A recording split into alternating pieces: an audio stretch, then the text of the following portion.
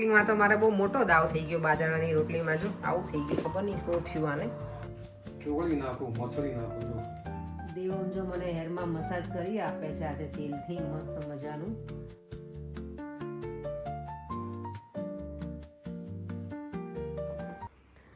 ત્યારે જો ઘરે આવી ગઈ છું અને અત્યારે છે ઇવનિંગ ટાઈમ.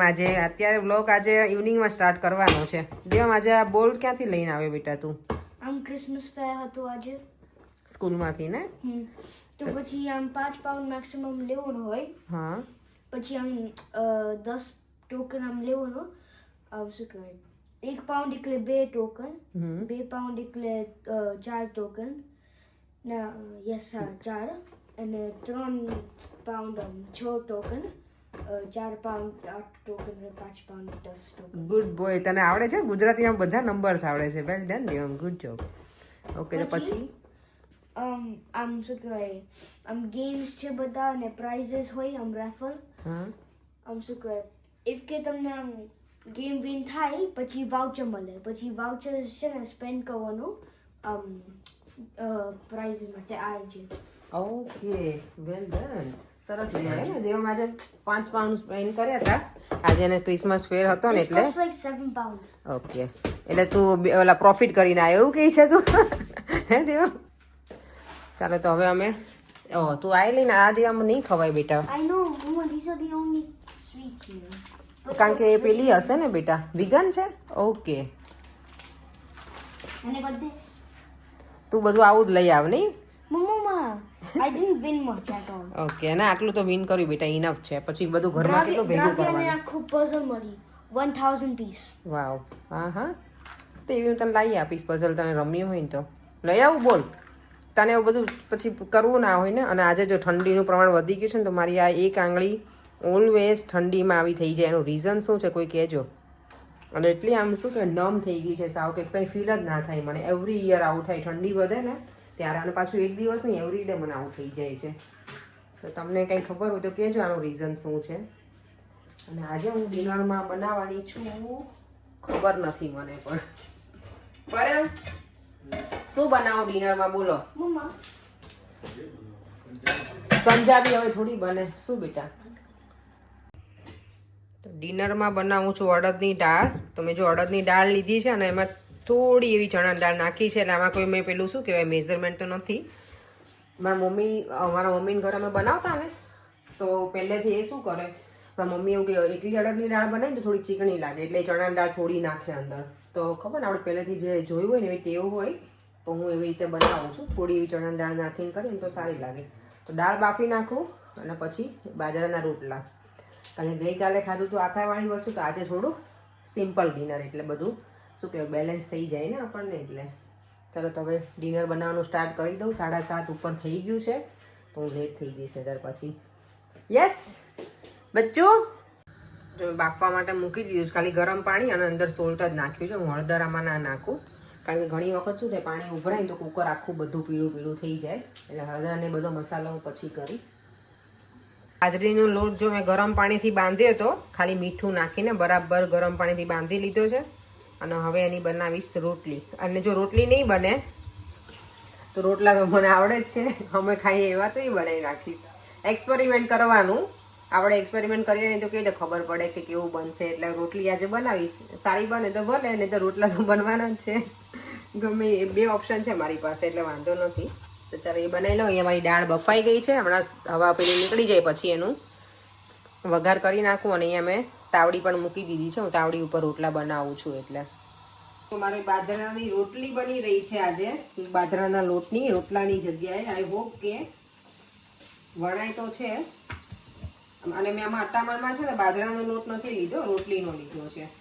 બાજરાનો લોટ લઈને હું ટ્રાય કરી જોઈશ કે કેવી બને છે. બાકી બની છે તો સારી.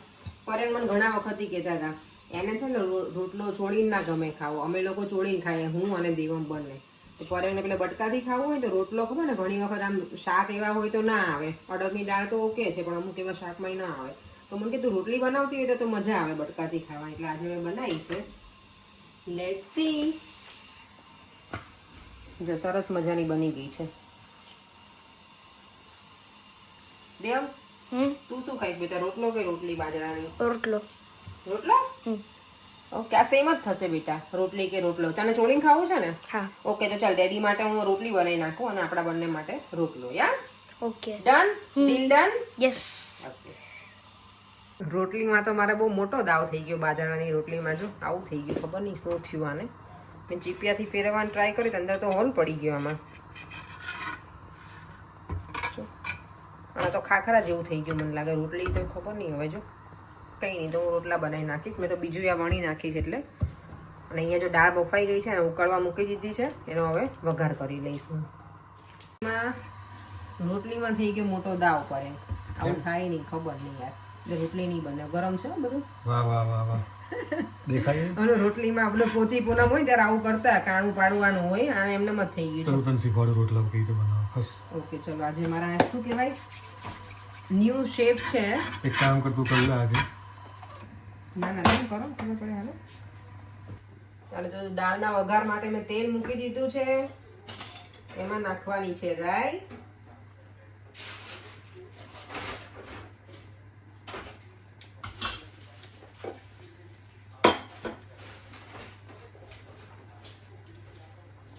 આજે ઠંડીનું પ્રમાણ બહુ વધી ગયું હોય ને એવું લાગે છે.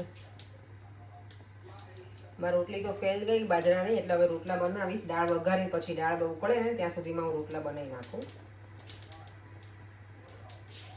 જો તો રાઈ નાખીને સૂકા લાલ મરચા છે ને કલર ચેન્જ ના થાય એટલે આની ઉપર મૂકી દેવાના. એમાં નાખીશ જીરું, હિંગ, હળદર અને લસણની ચટણી મેં કાલે કરી હતી ને ઓઇલ વાળી, તો એ જ યુઝ કરી નાખીશ હવે. એ છે તો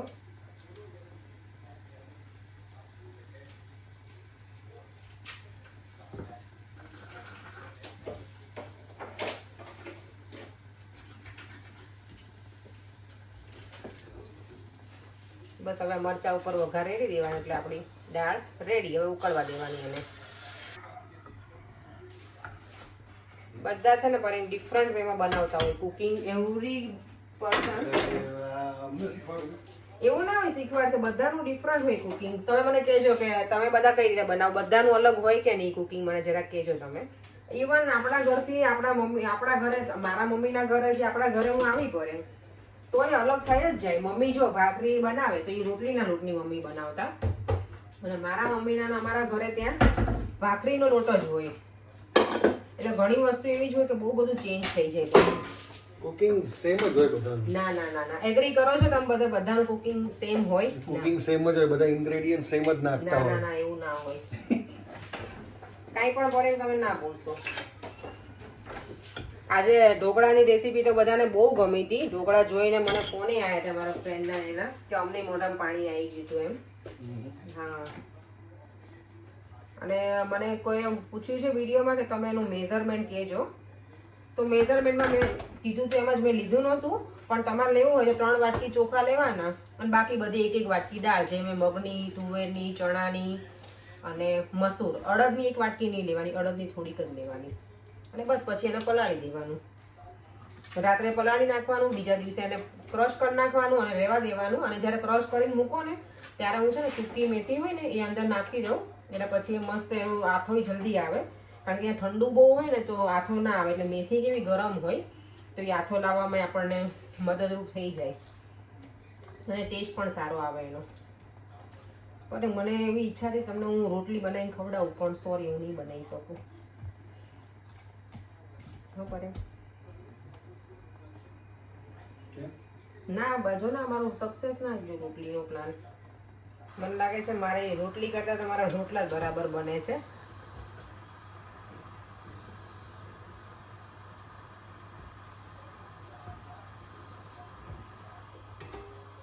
જો સરસ મજાનો રોટલો બનીને રેડી થઈ ગયો છે.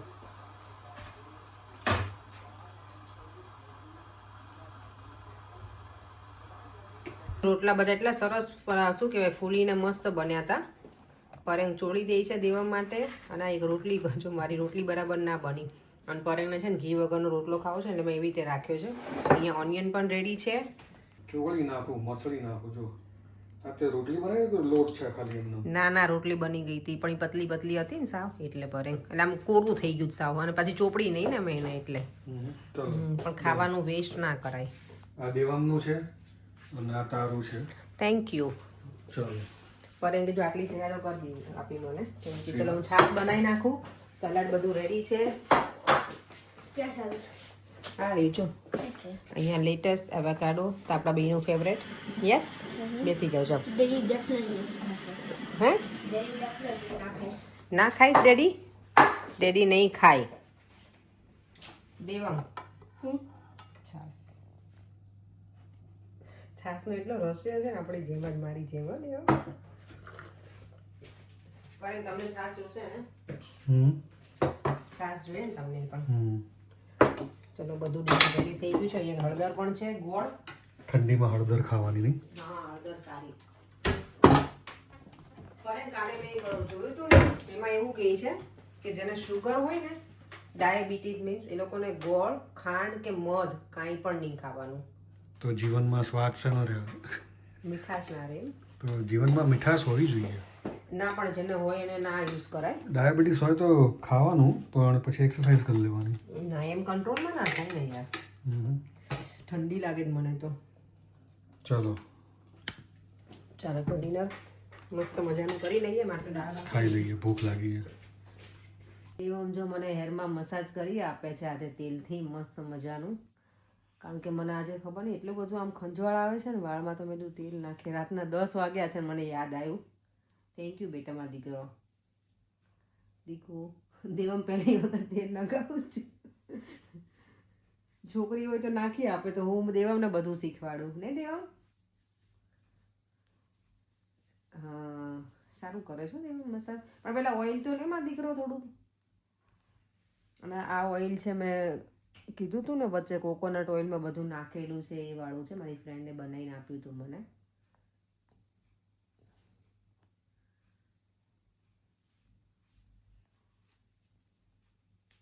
દેવનું મસાજ તમને કેવું લાગ્યું કહેજો.